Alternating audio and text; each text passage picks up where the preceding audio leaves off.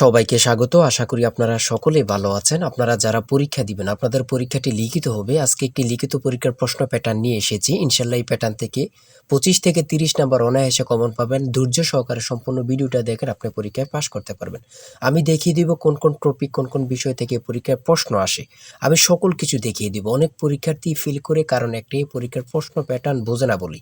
লিখিত পরীক্ষার সিলেবাসটা কিন্তু একদম শর্ট। আমি আজকে A to Z দেখিয়ে দেব। সম্পূর্ণ ভিডিওটা ধৈর্য সহকারে দেখেন, ইনশাআল্লাহ আপনি পরীক্ষায় পাস করতে পারবেন। তার আগে বলে রাখি, আপনারা যারা পরীক্ষা দিবেন, আপনাদের জন্য শর্ট করে একটি চূড়ান্ত সাজেশন তৈরি করা হয়েছে। পরীক্ষার প্রশ্ন প্যাটার্ন যেমন থাকবে সেম প্যাটার্নে আমাদের সাজেশন উল্লেখ করেছি। ইনশাআল্লাহ আমাদের সাজেশনটি পড়ে পরীক্ষা দিতে গেলে আপনি উত্তীর্ণ হয়ে যাবেন। আমাদের সাজেশনটি প্রত্যেকটি প্রশ্ন ব্যাখ্যা ও সমাধান সহ সাথে পেয়ে যাবেন। ইনশাআল্লাহ যারা যারা পরীক্ষা দিবেন প্রত্যেকে 100 টাকার বিনিময়ে হলেও আমাদের সাজেশনটি সংগ্রহ করবেন।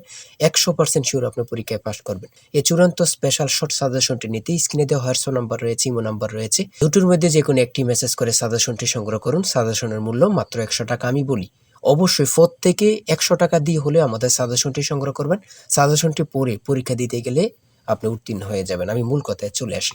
দেখেন এখানে রয়েছে, সর্বপ্রথম বুঝতে হবে লিখিত পরীক্ষায় কোন কোন বিষয় থেকে প্রশ্ন আসে।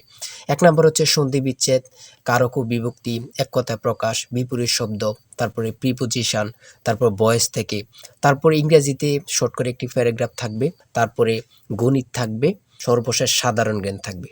এতটুকুই কিন্তু লিখিত পরীক্ষার প্রশ্ন প্যাটার্ন। আমি সকল কিছু দেখিয়ে দিব, সম্পূর্ণ ভিডিওটা দেখুন।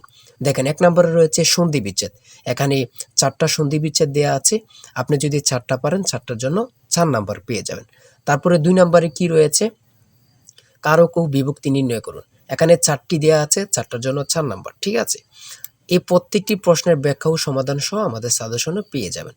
তারপরে 3 নম্বরে রয়েছে এক কথায় প্রকাশ করুন। অর্থাৎ এখানে এক কথায় প্রকাশ 4টা দিতে পারে, 5টা দিতে পারে, প্রত্যেকটার জন্য 1 নাম্বার করে কিন্তু। তারপরে 4 নম্বরে রয়েছে অর্থসহ বাক্য রচনা করুন। এখানে 4টা দেয়া থাকবে, 4টার জন্য 4 নাম্বার। তারপরে 5 নম্বরে থাকবে শুদ্ধ করে লিখুন। এখানে 5টা দেয়া থাকবে, 5টার জন্য 5 নাম্বার পেয়ে যাবেন, অথবা 4টা দেয়া থাকবে, 4টার জন্য 4 নাম্বার। অর্থাৎ এখানে যদি 5টা প্রশ্ন থাকে 5 নাম্বার পাবেন, 4টা প্রশ্ন থাকলে 4 নাম্বার পাবেন। কিন্তু এই প্রশ্ন প্যাটার্ন অনুযায়ী সেম প্যাটার্ন আপনাদের পরীক্ষা হবে। আমার কথা বুঝতে পারছেন? তারপরে 6 নম্বরে কি রয়েছে, ইংলিশ থেকে preposition, fill in the gaps with preposition. Preposition 5টা থাকবে অথবা 4টা থাকবে, প্রত্যেকটির প্রশ্নের মান কিন্তু 1 করে, বোঝেন কিন্তু। তারপর make the sentence with the following phrases. ঠিক আছে, এখানে 5টা থাকতে পারে, 4টা থাকতে পারে, কিন্তু প্রত্যেকটার জন্য 1 নাম্বার করে। হ্যাঁ, তারপর অপর দিক দিয়ে কি আছে আমরা একটু দেখে নিই। তারপর রয়েছে কারেক্ট দ্য ফলোইং সেন্টেন্স। ঠিক আছে, এখানে 5টা থাকবে অথবা 4টা থাকবে, প্রত্যেকটার জন্য 1 নাম্বার করে আপনারা পেয়ে যাবেন। তারপরে ভয়েস থেকে থাকবে 4টা থাকবে, 4টার জন্য 4 নাম্বার। তারপরে থাকবে make sentence with the following pairs of word. এখানে 3টা থাকতে পারে, 4টা থাকতে পারে, 5টা থাকতে পারে, প্রত্যেকটি প্রশ্নের জন্য কিন্তু 1 নাম্বার। এটা বুঝতে হবে। আমি কোন কোন বিষয় নিয়ে আলোচনা করতেছি, এই বিষয়ের উপরে কিন্তু পরীক্ষা থাকবে, বোঝেন কিন্তু আগে। তারপরে গণিত রয়েছে, 11 নম্বর রয়েছে একটি বইয়ের মূল্য 24 টাকা। এই মূল্যে বই তৈরির ব্যয় 80%, বাকি মূল্যে সরকার ভর্তুকি দিয়ে থাকেন। ভর্তুকি কত? খুবই গুরুত্বপূর্ণ একটি প্রশ্ন। দেখেন এই প্রশ্নটির সমাধান কিন্তু দেয়া আছে আমাদের সাজেশনে সেম ভাবে। প্রত্যেকটি প্রশ্নের ব্যাখ্যা ও সমাধান সহ পেয়ে যাবেন। ঠিক আছে, অঙ্কটি দেখে নেন। এই অঙ্কটি যদি পারেন তাহলে আপনাকে 5 নাম্বার দেয়া হবে। তারপরে 12 নাম্বার রয়েছে মাতাও 3 পুত্রের বয়সের গড় অপেক্ষায় পিতা ও 3 পুত্রের বয়সের গড় 2.5 বছর বেশি। পিতার বয়স 50 হলে মাতার বয়স কত? খুবই গুরুত্বপূর্ণ একটি প্রশ্ন। এই প্রশ্নটির সমাধান দেয়া আছে, আপনারা এটি দেখে নিন।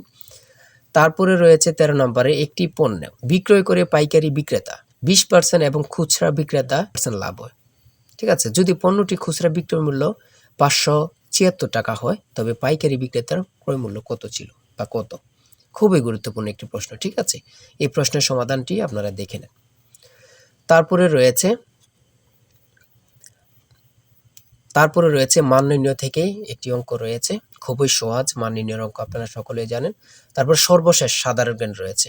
সর্বশেষ সাধারণ জ্ঞান, বাংলাদেশের প্রাচীন জনপদ কোনটি? খুবই গুরুত্বপূর্ণ। তারপরে রয়েছে দেখেন খ নাম্বার, কতটা গুরুত্বপূর্ণ, কত পরীক্ষা যে আসছে আল্লাহ ছাড়া কেউ জানে না।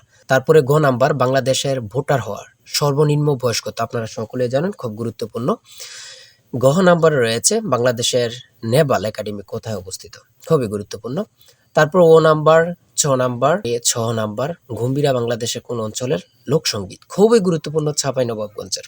ঠিক আছে, এমনভাবে প্রত্যেকটি প্রশ্ন কিন্তু খুবই গুরুত্বপূর্ণ। আমি আশা করি আমাদের সাজেশনটি প্রত্যেকে সংগ্রহ করবেন। ইনশাআল্লাহ আপনি পরীক্ষায় পাস করবেন। সর্বশেষ যে প্রশ্নটি রয়েছে, জাতিসংঘ দিবস কবে পালন করা হয়? 24 অক্টোবর। খুবই একটি গুরুত্বপূর্ণ প্রশ্ন উত্তর। আমি বলি অবশ্যই প্রত্যেকে আমাদের সাজেশনটি সংগ্রহ করবেন। যারা পরীক্ষা দিবেন প্রত্যেকে সাজেশনটি সংগ্রহ করবেন। আর হ্যাঁ, অবশ্যই চ্যানেলটি সাবস্ক্রাইব ও পেজটি ফলো দিয়ে রাখবেন। যেকোনো তথ্য দেওয়ার সাথে সাথে আমরা ভিডিও আপলোড দিয়ে রাখবো। আপনি যদি চ্যানেলটি সাবস্ক্রাইব ও পেজটি ফলো দিয়ে রাখেন, ভিডিও আপলোড দেওয়ার সাথে সাথে চলে যাবে আপনার কাছে নোটিফিকেশন। সবাই ভালো থাকবেন, সুস্থ থাকবেন। আল্লাহ হাফেজ।